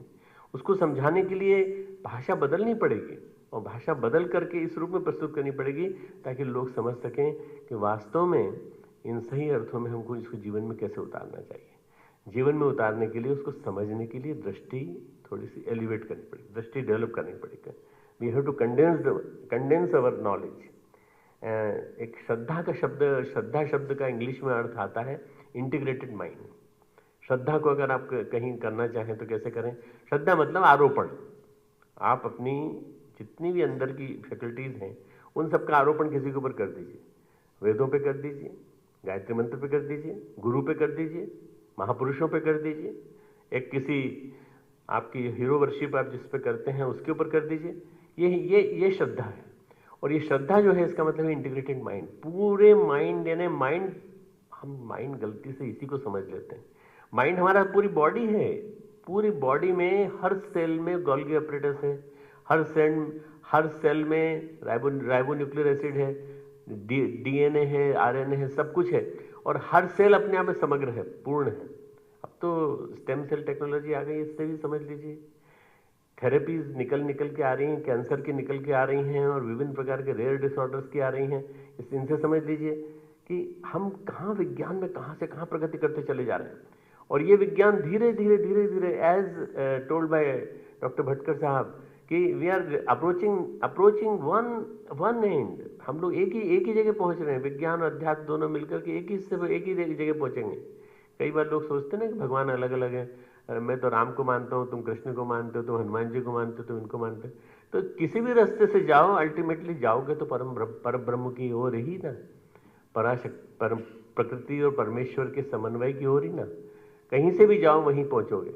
अगर आप अध्यात्म के माध्यम से और विज्ञान के माध्यम से और अन्य विभिन्न मार्गों से पहुंचते पहुंचते दोनों को मिलाते हुए चले जाओगे तो मिलते मिलते अल्टीमेटली हम लोग एक ही जगह पहुंचेंगे, और वो होगा परम सत्ता का मार्ग। और जिसको भगवान कृष्ण बार बार कहता है, यो माम वेत्ति तत्वतः, जो मुझे तत्व से जान लेता है वो मुझे समझ लेता है। जिसने साइंटिफिक स्पिरिचुअलिटी को जान लिया उसने तत्व से जान लिया परमात्मा को। साइंटिफिक स्पिरिचुअलिटी को जानने के बाद फिर तत्व से जानने में कोई कमी नहीं रह पाती। तत्व से जानना है अर्थात परमात्मा क्या है। परमात्मा आदर्शों का समुच्चय है, श्रेष्ठताओं का समूह है, विलक्षणताओं का, जितनी भी विलक्षणताएं संसार में प्रकृति में बैठी हुई हैं। आप देखिए ना, कभी आपको मौका लगे, टाइम हो तो आप डिस्कवरी चैनल देखिए। आप विभिन्न प्रकार की जो हमारी जो इतनी डिस्कवरीज हो रही हैं नेचर की मिस्ट्रीज के बारे में जो हो रही हैं, इनको देखिए। और जीव जंतुओं में पाई जाने वाली भाव संवेदना को देखिए, हमारे वृक्ष वनस्पतियों में पाई जाने वाली विलक्षणताओं को देखिए। आपको पता चलेगा कि भगवान कहाँ नहीं है। भगवान हर जगह है, भगवान हर कण कण में विद्यमान है, कण कण में भगवान है। तो जब भगवान सब जगह है तो मैं कैसे मान सकता हूँ कि मैं नास्तिक हूँ? मैं जब मानता हूँ कि ये भगवान है तो मैं नास्तिक कैसे हो सकता हूँ? नास्तिक कोई भी नहीं हो सकता। हर व्यक्ति को आस्तिक बनना पड़ेगा, क्योंकि आने वाला समय एक ऐसा समय लेके आ रहा है जिनके माध्यम से हम एक परिवर्तन का युग जिसको कह सकते हैं, ये 21st century belongs to scientific spirituality. 21st century में साइंटिफिक स्पिरिचुअलिटी पूरी तरह से डोमिनेट कर जाएगी सारे भारत में, सारे विश्व में। और हर साइंटिस्ट, हर स्पिरिचुअलिस्ट इसी बात करेगा। आपकी पौराणिक मिथक गाथाएं जितनी भी हैं ये प्रेरणा दे सकती हैं, परंतु गप्पबाजी का जो लोक है उसमें नहीं ले जा सकती। वहां जाकर के आपको कुछ नहीं मिलेगा। आपको तथ्य पर बात करनी पड़ेगी। गुरुदेव ने कहा तर्क, तथ्य, प्रमाण। तर्क, लॉजिक, तथ्य, फैक्ट्स, प्रमाण, एक्सपेरिमेंट्स, इन तीनों के आधार पर जो प्रमाणित किया जा सके, इन तीनों के आधार पर जो बताया जा सके वही माना जाना चाहिए, नहीं तो नहीं माना जाना चाहिए। इसलिए विज्ञान की परिभाषा को समझना पड़ेगा, अध्यात्म की परिभाषा को समझना पड़ेगा। और जैसा डॉक्टर साहब ने बहुत बढ़िया ढंग से बता दिया, अज्ञान की परिभाषा बताई उन्होंने कि अज्ञान क्या है। ये सब सारा संसार जो है, जो कुछ भी है, ये सब का सब पूरा प्रपंच जो है, ये सारा का सारा ये इसको सही ढंग से न समझ पाना, वैज्ञानिक ढंग से न समझ पाना, ये अज्ञान है। अज्ञान आज बहुत ज़्यादा मात्रा में लोगों के अंदर है। इसी अज्ञान के फलीभूत होकर के वो मंदिरों में जाते हैं, गुरुओं के पास जाते हैं और अपनी मनोकामना पूरी करने की बात करते हैं। एक तरफ तो हम कहते हैं हम पुरुषार्थ करेंगे, मेहनत करेंगे और हम विजय प्राप्त करेंगे। दूसरी तरफ हम जाते हैं और शॉर्टकट में सब कुछ निपटाना चाहते हैं। ये अज्ञान है। विज्ञान और अध्यात्म ये दोनों के दोनों एक प्रकार से एक ही सिक्के के दो पहलू हैं। एक ही सिक्के के दो पहलू एक दूसरे के पूरक हैं और एक दूसरे के बिना काम चल नहीं सकता इनका। इसलिए सबसे पहले हमको ये मानना पड़ेगा कि विज्ञान और अध्यात्म जो हैं वो इनको दोनों को एक साथ हमको मान कर चलना पड़ेगा। 75,000 अरब जीव कोशों का समूह है हमारी बॉडी, एक बॉडी। मानव की जो काया है इसमें अनेकों स्वतंत्र शक्तियाँ क्रियाशील रहती हैं और न्यूक्लिक एसिड्स, जैसे मैंने बताया, जीन्स, क्रोमोसोम्स, इन सब के रूप में कार्यरत बहुत बड़ा एक शक्तिपुंज है, जिसको कि मैंने अलग से नहीं बोला, उसका नाम है जीवनी शक्ति, वाइटलिटी। टुडे आज हम गायत्री मंत्र की आवश्यकता क्यों महसूस करते हैं? गायत्री मंत्र है ना, गयान त्रायते सा गायत्री, जो प्राणों की रक्षा करे वो गायत्री। गय यानी प्राण, त्र यानी त्राण, जो प्राणों की रक्षा करे वो गायत्री। और ये गायत्री आज लेकिन है हमारे अंदर से चली गई है। हम अंदर उसको समाहित करने की कोशिश नहीं करते, समाहित करते हैं तो मेंटेन करने की कोशिश नहीं करते। ये गायत्री यदि हमारे जीवन में, गायत्री को केवल माता मत मानिए, गायत्री को केवल मंत्र मत मानिए, गायत्री को केवल सूर्य की आराधना का मंत्र मत मान लिए, गायत्री को एक परम शक्ति मानिए जो हमारे अंदर आएगी। तो जीवनी शक्ति, हमारी जीवनी शक्ति जो हमारी शक्तिपुंज है, वो प्रतिरोधी संस्थान के रूप में जब हमारे अंदर विकसित होगा तो हम किसी प्रकार की व्याधि के आदि के शिकार नहीं होंगे, किसी प्रकार की मानसिक और किसी प्रकार की व्याधि नहीं। स्थूल रूप से हमारे रक्त में दिखाई पड़ती है, स्नायु रसों में दिखाई पड़ती है, श्रावों में, टिश्यू हिस्टोलॉजी के माध्यम से दिखाई पड़ती है, और इलेक्ट्रोएंसेफलोग्राफ, मैग्नेटोग्राफी, जितने भी आज इंस्ट्रूमेंट्स आ गए हैं इन सब के माध्यम से, रेडियो इम्यूनोएसे इत्यादि के माध्यम से दिखाई पड़ती है। वास्तव में देखा जाए तो ये सारी दृश्यमान प्रतिक्रियाएं हैं। अमुक व्यक्ति में उपयुक्त शक्तिपुंजों का होना ये प्रमाणित नहीं करता कि उच्च स्तरीय साधक है। किसी के अंदर ये बहुत ज्यादा शक्ति है, इसका मतलब ये नहीं कि साधक है। साधक वो है जो अपने अंदर इन शक्तियों को प्रचुर मात्रा में बनाए रखकर उससे जन साधारण को लाभान्वित कर सकता है और अपने परमात्मा को प्रसन्न कर सकता है। साधक वो है जो अपने को पवित्र बना सकता है, पवित्र बना करके औरों को पवित्रता का वरदान दे सकता है। साधक वो नहीं है जो सिद्धियां दिखाता है और दुनिया भर की सोने की चेन ऊपर से लटक रही हैं, गिर रही हैं, नीचे दिख रही हैं, वो दिखा रहा है। चमत्कार नहीं, साधना से सिद्धि। गुरुदेव ने पुस्तक लिखी तो मैंने उस किताब को वर्ड बाय वर्ड पढ़ा और मैंने देखा गुरुदेव ने एक एक चीज इतनी क्लैरिटी के साथ लिखी है कि साधना से सिद्धि का मतलब है मनुष्य का रूपांतरण, बदल जाता है, ट्रांसफॉर्मेशन। अगर कोई चीज इस दुनिया में है जिसको आप वैज्ञानिक चमत्कार कह सकते हैं, कोई चीज है जिसको आध्यात्मिक चमत्कार कह सकते हैं, तो वो कहते हैं व्यक्ति का बदल जाना, व्यक्ति का बदल जाना। अरे ये तो बदल ही गए पूरे पूरे। जैसे अंगुलीमाल पूरा बदल गए, जैसे वाल्मीकि पूरे बदल गए, जैसे और भी जितने महापुरुष हुए हैं। नरेंद्र नाथ क्या थे, एक फिलोसोफर थे और आर्गुमेंट करते रहते थे, परंतु बदल गए, पूरी तरह बदल गए। बदलने के बाद विवेकानंद बन गए। ये जो ट्रांसफॉर्मेशन है, ये जो एक चमत्कारी परिवर्तन है आदमी के एक एक मॉलिक्यूल्स में, एक एक जीव कोश में, एक एक स्नायु कोश में, वो चीज जो है वो बड़ी अद्वितीय है। बस इसको समझना बहुत ज़्यादा जरूरी है। हमारे जीवन में हमारी जीवनी शक्ति के अंतर्गत कुंडलिनी जागरण आता है, षटचक्र भेदन आता है, योग त्रयी आती है, पंचकोश जागरण आता है। योग सूत्र के अनुसार ततः क्षीते प्रकाश आवरणम, तुम प्राणायाम करते रहो, स्फटिक की तरह से तुम्हारा जो है चित्त शुद्ध हो जाएगा। अब ये चीजें प्रयोग करने की हैं, करके तो देखिए भाई। अगर मान लीजिए आप प्राणायाम करते हैं, उसे करते हैं और करके दिखाते हैं और सिद्ध कर देते हैं कि आप प्राणायाम के बहुत बड़े विशेषज्ञ हैं, तो आपका चित्त शुद्ध हुआ कि नहीं? चित्त शुद्ध हुआ तो आपकी अनावश्यक बकवास बंद हुई कि नहीं?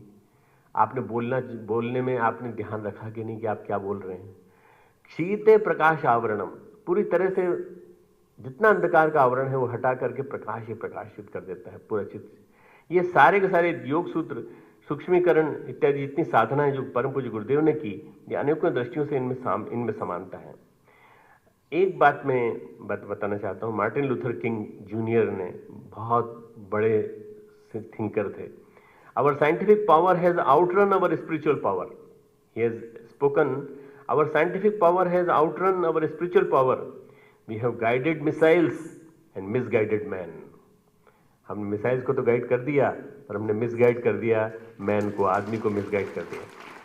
आज मिसगाइडेड मैन ही सारी दुनिया में घूम रहे हैं, पूरी दुनिया में मिसगाइडेड। इन मिसगाइडेड मैन को राइट डायरेक्शन में लाना, ये सबसे बड़ी जरूरत है। विज्ञान अध्यात्म में, अध्यात्म क्षेत्र में छाए कुहासे, प्रथा परंपराएं, मूढ़ मान्यताएं, कुरीतियां, बाएं चलो तो ठीक रहेगा, दाएं चलो तो ठीक नहीं रहेगा, ऐसे ये दिशाशूल और दुनिया भर की बातें जो आ गई हैं, लोक प्रचलन के कुहासे ने लोगों को तत्व दर्शन को, सूर्य रूपी अध्यात्म से दूर रखा है। विज्ञान के क्षेत्र में छाई हुई हटवाईता ने पदार्थ को सब कुछ मानकर जो सिद्धांत गढ़े हुए अपनी मान्यता खोते चले जा रहे हैं। तो साइंस क्या कहती है? साइंस कहती है life is a manifestation of biochemical and biophysical matter. ठीक है, बहुत सही है, बिल्कुल ठीक, पर इसके अंदर कॉन्शियसनेस भी है, वो नहीं मानती। स्पिरिचुअलिटी कहती है life is manifestation of supreme consciousness. Life is manifestation of supreme consciousness. It has definite purpose and order. Life has definite purpose and order. When you blend these two, science and spirituality, then the consciousness comes into science, and science, all achievements, science की जितने achievement हैं, आविष्कार हैं, आप देख लीजिए। आज पहले किसी जमाने में इलेक्ट्रोकार्डियोग्राम हुआ करता था, उसके बाद देखते देखते आज होल बॉडी स्कैन होने लगा, फिर पेट स्कैनिंग, दुनिया भर की EMG और सब तरह की चीज़ें आ गई। ये क्यों आई? क्योंकि इनकी आवश्यकता सूक्ष्मीकरण में जाने पे महसूस हुई। या जब तक हम सटलर में नहीं जाएंगे, सटलर वर्ल्ड में नहीं जाएंगे, तब तक पता नहीं चलेगा कि कहाँ क्या चीज़ है, और तब जाके पता चलता है। तो ये स्पिरिचुअलिटी एंड साइंस दोनों मिलेंगे। Science is a state of, highest state of novelty of the God. बहुत बढ़िया भगवान की बनाई हुई संरचना है विज्ञान। पर अध्यात्म जो है वो उच्च स्तरीय विज्ञान है, साइंस ऑफ कॉन्शियसनेस, चेतना का विज्ञान अध्यात्म है। तो चेतना के विज्ञान को और इन दोनों को जब तक मिलाएंगे नहीं, तब तक वैज्ञानिक अध्यात्मवाद नहीं बन सकता।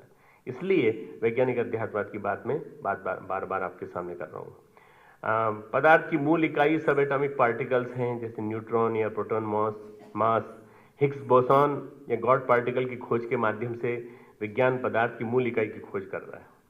और यदि हम देखें तो वास्तव में सही अर्थों में देखा जाए, सन लैब में जो हो रहा है, वैज्ञानिक बिग बैंग के समय होने वाली परिस्थितियां पैदा करके हिग्स बोसॉन की खोज करने की कोशिश कर रहे हैं। इसी प्रकार मानव शरीर और इसके भीतर रहने वाली सूक्ष्म शक्तियों की प्रयोगशाला में हमारे ऋषियों ने एक प्रकार से आत्मा की खोज की और उसका दर्शन किया। क्या टेलीस्कोप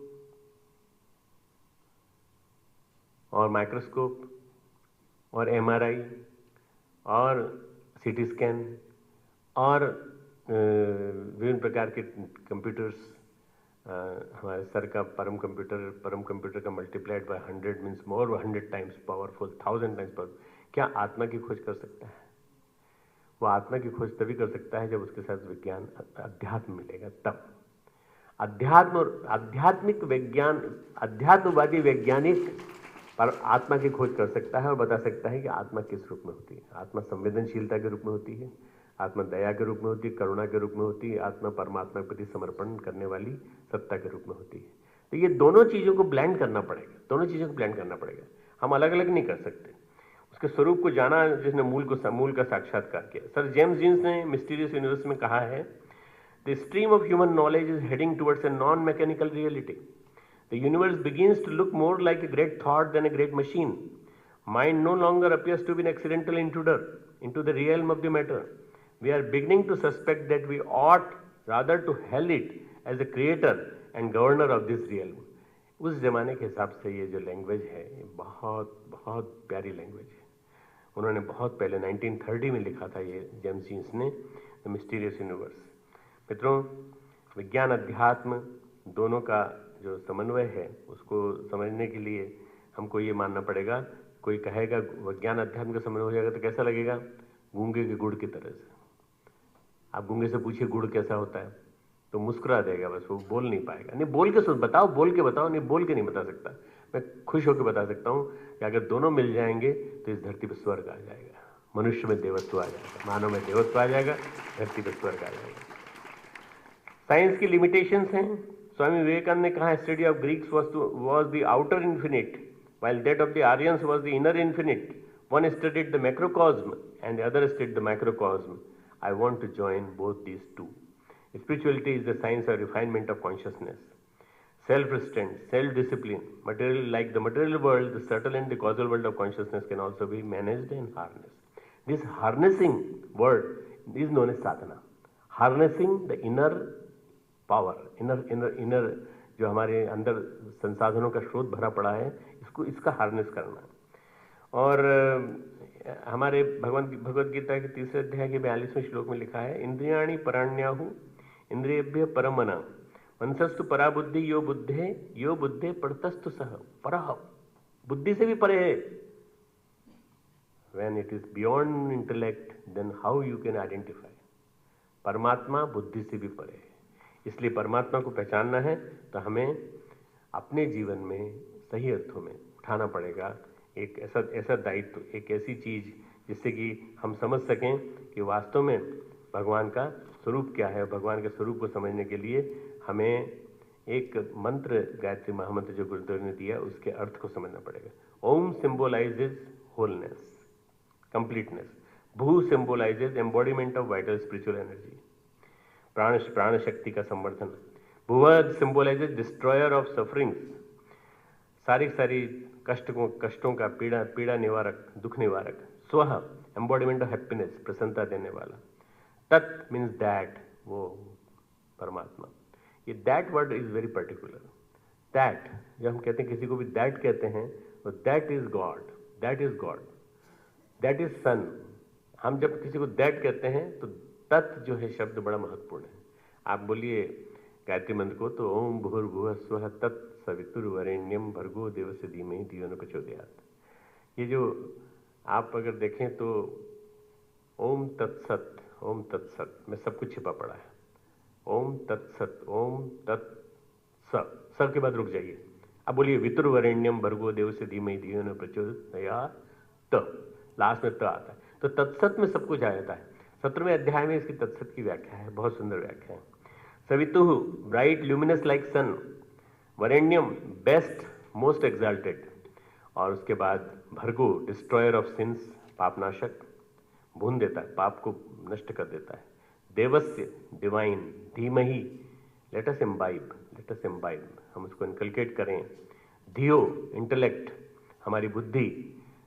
यो हु न अवर, हमारी बुद्धि को प्रचोदया, जो इंस्पायर करता है, जो मोटिवेट करता है, जो इंटेलेक्ट को बढ़ाता है। That's why we need the knowledge of Gayatri in deep. इसके ऊपर गुरुदेव ने गायत्री महाविज्ञान लिखा है, संयुक्त संस्करण है, करीब मोर देन 1200 पेजेस का। आप पढ़ेंगे तो पता चलेगा कि पूरा का पूरा स्पिरिचुअलिटी, मेटाफिजिक्स के ऊपर एक बहुत बढ़िया एक लिटरेचर है जो कि हमारे जीवन को बदल सकता है। मैं चाहता हूं कि वैज्ञानिक अध्यात्मवाद हर विश्वविद्यालय में, हर महाविद्यालय में और हर विद्यालय में पढ़ाया जाए। मैं चाहता हूं कि हर विद्यालय तक पहुंचे, हर महाविद्यालय तक पहुंचे। माननीय श्री डॉक्टर भटकर जी का सपना है कि आने वाले 3 वर्षों में 10,000 स्कूलों में आप पहुंचाना चाहते हैं इसको, वैज्ञानिक अध्यात्मवाद को पहुंचाना चाहते हैं, आपका एक सपना है। मैं आपके साथ मिलकर के 10,000 को 10 गुना मल्टीप्लाई करना चाहता हूं और मैं 1 लाख तक पहुंचाना चाहता हूं। हो सकता है हम और आप मिलकर के बहुत बड़ा काम करके दिखा दें। इस तरह की जो कार्यशालाएं होती हैं वो बहुत उपयोगी होती हैं, क्योंकि इन कार्यशालाओं से बहुत सारे वैरायटी के विद्वानों का एक इंटरेक्शन होता है। मैं तो सिंपली एक मेडिकल डॉक्टर हूँ, मैं ज़्यादा इससे ज़्यादा नहीं हूँ, पर मैंने गुरुदेव को समझने की कोशिश की। गुरुदेव वैज्ञानिक अध्यात्मवाद के मूर्त रूप थे पूरे के पूरे। मैं जब आया एमडी करके तो गुरुदेव ने कहा, तुमने विद्या पढ़ ली, तुमने ज्ञान पढ़ लिया, तुमने जो कुछ पढ़ना था पढ़ लिया, पर तुमने असली चीज़ नहीं पढ़ी। मैंने कहा क्या? उन्होंने कहा क्या? मैंने पूछा क्या? तो उन्होंने कहा अध्यात्म नहीं पढ़ा। तो मैंने कहा आप कह रहे हैं विश्वविद्यालय से डिग्री लेके आए हो और शिक्षा पढ़ के आए हो, शिक्षा पढ़ के आए हो, बार बार कह रहे हो शिक्षा पढ़ के आए हो, अभी तुमने विद्या नहीं पढ़ी। तो बोले विद्या, असली विद्या सा विद्या या विमुक्त, ये विद्या वो जो मुक्ति की ओर ले जाए। इतने सारे बच्चे यहाँ बैठे हैं और इतने सारे हमारे विद्वान बैठे हैं। मुक्ति की ओर ले जाने वाली विद्या कितनी यूनिवर्सिटीज़ में कितने जगह पढ़ाई जाती है। टाई आधी लटकी हुई पहन करके चलने वाले, इंजीनियरिंग कॉलेज में डोनेशंस के द्वारा पढ़ने वाले, मेडिकल कॉलेज में डोनेशंस के द्वारा पढ़ने वाले, ये इन बच्चों में विद्या आएगी क्या? कभी ये अमृत की ओर प्राप्त होंगे क्या? इनको मुक्ति मिल पाएगी? नहीं मिल पाएगी। मतलब भवबंधन से मुक्ति तब मिल पाएगी जब ये असली ज्ञान प्राप्त करेंगे। तो इन सब स्कूलों कॉलेजेस में अनिवार्य कर दिया जाए कि अगर आप वैज्ञानिक अध्यात्मवाद पास नहीं करते तो आपको फिर से पूरा सेमेस्टर रिपीट करना पड़ेगा। वैज्ञानिक अध्यात्मवाद पूरा का पूरा पढ़िए, अच्छी तरह समझिए, जीवन में उतारिए उसको, तब जाके समझ में आएगा उनको कि वास्तव में इसका महत्व क्या है। क्योंकि ये हमारे जीवन का मर्म है, जीवन का सत्व है, ये हमारी मैरो है, और इसको यदि हम समझ लेंगे तो बहुत बढ़िया। मैं एक लास्ट में अपनी एक छोटी सी कहानी सुनाता हूँ हमेशा इस लेक्चर में, वो सुना के बंद करूँगा। ऐसा कहते हैं विज्ञान और अध्यात्म अलग अलग हैं। अलग अलग नहीं है, एक ही है। मैं बताता हूँ कैसे। अध्यात्म धर्म के 3 भाग हैं, मेटाफिजिक्स, स्पिरिचुअलिटी, एथिक्स, 3 भाग हैं। धर्म को हमने क्या किया कि परंपराओं, मूढ़ मान्यताओं, दुनिया भर की चीज़ों से बांध करके उसके पैरों में जंजीर बांध दी और लंगड़ा कर दिया उसको। लंगड़ा कर दिया, बहुत दिनों तक बंधा रहा। कम से कम 2000 साल से बंधा हुआ है, धर्म बंधा हुआ है। और धर्म बंधे होने की वजह से संप्रदायवाद फैला और हमारे बीच में विषमता फैली। हम लड़े, आपस में खूब लड़े, संप्रदाय के नाम पे लड़े और लड़ रहे हैं और अभी भी लड़ रहे हैं संप्रदायवाद के नाम पर। मित्रों, ये धर्म का स्वरूप है, लंगड़ा है, धर्म लंगड़ा है। मैं आइंस्टीन के थ्योरी के अपोजिट बोल रहा हूँ, क्योंकि गुरुदेव का दिया वो सिद्धांत। और अध्यात्म जो है मित्रों, जिसको स्पिरिचुअलिटी या ये कहा जाता है, वो धर्म के साथ चलता है। विज्ञान जो है वो अंधा है, जो मन में आया रिसर्च कर देता है, जो मन में आया रिसर्च कर देता है। और रिसर्च करने के पीछे कोई वो चित्त नहीं। फास्टेस्ट पॉसिबल मोटर बाइक आपको खरीदनी है तो हमसे खरीदिए। अरे तो फास्टेस्ट चला करके कितने एक्सीडेंट करोगे भाई? वहाँ के चाहते क्या हो? और एडवर्टाइजमेंट की दुनिया को देखिए आप। एडवर्टाइजमेंट की दुनिया करोड़ों अरबों की दुनिया है, और उस एडवर्टाइजमेंट की दुनिया से कितने लोग लाभान्वित हो रहे हैं, कितने लोगों को नुकसान हो रहा है। आपको लगेगा 90% को नुकसान हो रहा है, 10% को नहीं हो रहा है। तो फिर क्यों चला रहे हो? क्यों फिर ये सैटेलाइट के माध्यम से घर घर में जहर पहुंचा रहे हो पोर्नोग्राफी का? ये सारी की सारी चीज़ें हमारे पास, हर एक के पास आज सेल फोन है, सेल फोन में आ गया जहर, सेल फोन में सब कुछ आ गया है, सब कुछ वहाँ मौजूद है। तो विज्ञान ने भी गड़बड़ी की है, क्योंकि उसने अंधे होकर रिसर्च की है।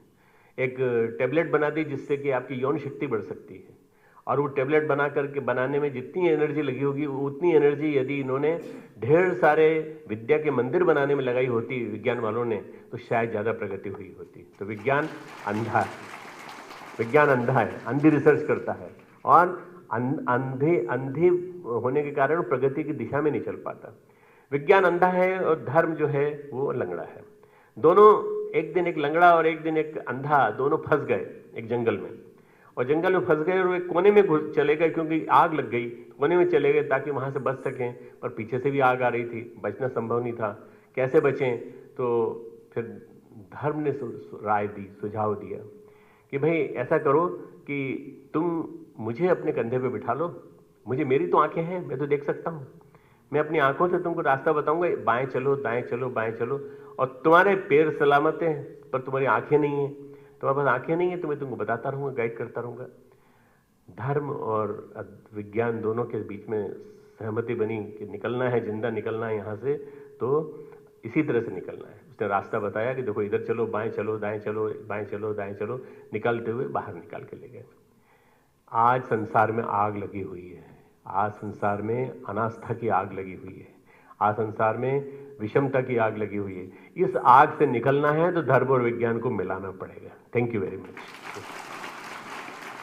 Now I would like to request our beloved Registrar Sir Shri Sandeep Kumar ji to please come on dais for vote of thanks. Ancient and spiritual sciences में आए हुए हमारे सभी विद्वजन, मुख्य अतिथि हमारे डॉक्टर विजय भाटकर सर, इस सेमिनार के अध्यक्ष हमारे श्रद्धेय डॉक्टर प्रणव पंड्या जी, और आज जो मंच पर विराजमान हैं, जो हम लोग जिनके माध्यम से फिजिक्स भी पढ़ा करते थे, प्रोफेसर एस.सी. वर्मा जी की पुस्तकों को, श्री राम वर्मा जी फिजिक्स के, रामाजया सुंदर जी, और अलग जितने हमारे doctor Mahavir sir, vice chancellor Uttarakhand Sanskrit university, doctor Subhash Chandra ji, इन लोगों के अभी आगे कंटिन्यूस सेशन में हम लोगों को बहुत कुछ सुनने को मिलेगा मित्रों। सो मैं आपको धन्यवाद दे रहा हूं, और साथ में अपने ऑडियंस को भी ये कहना चाहता हूं कि अभी थोड़ी ही देर के बाद में सर्जरी इन एंशिएंट इंडिया पर प्रोफेसर एस.सी. वर्मा जी को आप सुनेंगे। तो मैं चाहता हूं कि आप, इतनी बड़ी गैलेक्सी है विद्वानों की, जिनको कि मैं धन्यवाद देते हुए मैं चाहूँगा 2 दिन के इस सेमिनार को हमारे छात्र छात्राओं को खास करके कि वो निश्चित तौर से इसमें जो निकलने वाला हीरा मोती है, जो कुछ भी आपके लिए आ रहा है, इसको लीजिए। National seminar on ancient and spiritual sciences में बाहर से आए हुए और भी जितने अतिथि हैं, मैं उन सबको भी धन्यवाद देता हूं कि आप आए हैं अपने पेपर्स प्रेजेंटेशन के लिए, और इस 2 दिन के सेमिनार में आप उपस्थित होकर के देव संस्कृति विश्वविद्यालय का जो मकसद है, जिसको परम श्रद्धेय डॉक्टर साहब ने बहुत साफ साफ स्पष्ट किया, परम पूज्य गुरुदेव ने एक ऐसे इंसान को विकसित करने का इस अभियान में चलाया है, मनुष्य के अंदर में देवत्व का उदय होगा और धरती स्वर्ग जैसी बनेगी। इस लक्ष्य में विज्ञान और अध्यात्म दोनों साथ साथ मिलकर काम करेंगे। तो इस 2 दिन के मौके पर हम लोग कुछ ऐसा नवीन यहाँ से निकाल सकेंगे। इस संभावनाओं के साथ मैं आप सबका बहुत धन्यवाद देता हुआ अपनी बात रिवील किया जा रहा है। मैं अपने वॉलंटियर से निवेदन करूंगा कि वे शीघ्रता से ई प्रोसीडिंग का जो प्रतीक है हमारे अतिथियों तक लेकर के आएँ, और ये अपने आप में सभी अतिथियों के पास ई प्रोसीडिंग्स पहुंच रही हैं, और मध्य से और सभी अतिथि एक साथ इसको रिवील करेंगे। हम सभी जोरदार तालियों से यहाँ पर इस क्रम में जुड़े, क्योंकि अपने आप में जो कुछ भी विचार मंथन होने जा रहा है, लगभग 175 से ज़्यादा रिसर्च पेपर्स यहाँ पर गो ग्रीन के कॉन्सेप्ट के साथ इस ई प्रोसीडिंग में है, जिसको अनवील किया जा रहा है। हमारे सभी अतिथिगण यहाँ पर इसको अनवील कर रहे हैं। इसके पश्चात मैं परम श्रद्धेय से विशेष निवेदन करूंगा कि वे कृपया बारी बारी से हमारे सभी अतिथियों का फेलिसिटेशन करेंगे। वॉलंटियर से निवेदन है कि कृपया इस क्रम में आगे की ओर चलें। सबसे पहले फेलिसिटेशन के लिए यहाँ पर हमारे वॉलंटियर्स आ रहे हैं। परम श्रद्धेय के कर कमलों से सबसे पहले यहाँ पे फेलिसिटेशन हो रहा है हमारे चीफ गेस्ट डॉक्टर विजय भाटकर जी का। जोरदार तालियां। युग ऋषि का साहित्य व साथ में विशेष मोमेंटो। डॉक्टर महावीर अग्रवाल जी का फेलिसिटेशन श्रद्धेय के कर कमलों से। तत्पश्चात प्रोफेसर एस.सी. वर्मा जी, जो कि यहाँ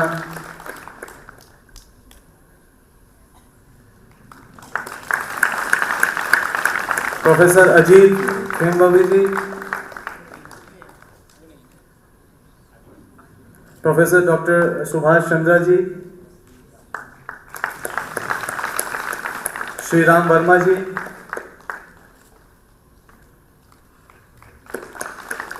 मेरे ख्याल से इस क्रम में जो भी यहाँ पर श्रद्धेय के कदमों से उनका स्वागत हो रहा है, आप सभी जोरदार तालियों से इस क्रम में जुड़े।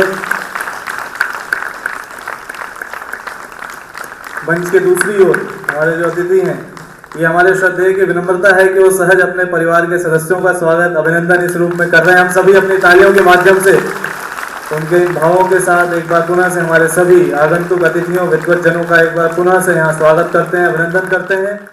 ओम द्यो शांति अंतरिक्षं शांति पृथ्वी शांतिरापः शांतिरौषधयः शांति वनस्पतयः शांतिर्विश्वे देवा शांति ब्रह्म शांति सर्वगं शांति शांतिरेव शांति सामा शांतिरेधि। ओम शांति शांति शांति सर्वारिष्ट शांतिर्भवतु।